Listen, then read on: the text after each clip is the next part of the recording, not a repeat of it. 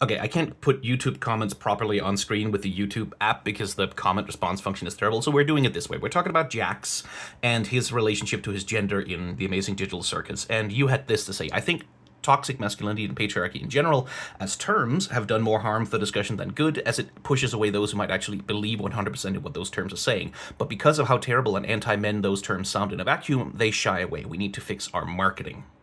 This is a completely understandable objection to have. It's one that a lot of men feel like this terminology, I believe in some of the stuff that's being said, but the terminology around it, just the way it sounds, seems so negative and so harsh and so hostile. I feel alienated by it.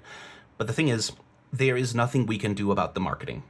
There really kind of just isn't. There is nothing we can change it into. There's no new terminology we can invent for these things that will not have the same result. First of all, because the people who are being criticized by this terminology, no matter what we call it, will always take those criticisms as a personal attack on their identity, because it is a criticism of the way that they form their identity. People who are in toxic masculinity will always feel targeted by criticisms of the behaviors associated with toxic masculinity because it's their behaviors, and the criticism is asking them to take responsibility for their harm that they've done and to change their behavior. And that's a difficult process to go through. People will always feel alienated by it.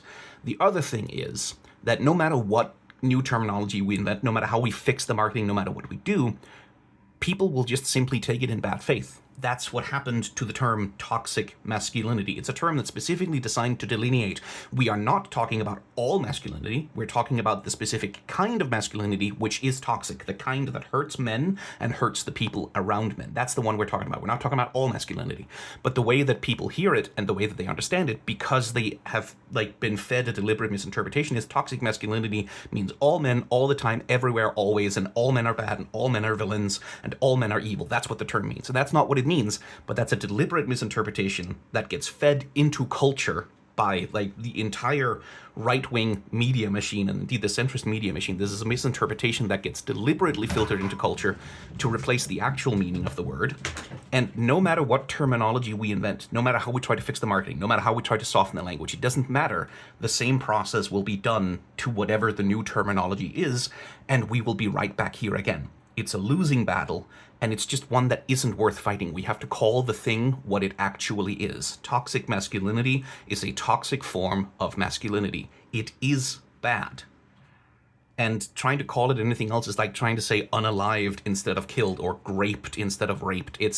You're softening the language to get around essentially censorship algorithms that sort of react to the formation of a word rather than engaging with the meaning, and you can't win that fight, ever. We have to call it what it is.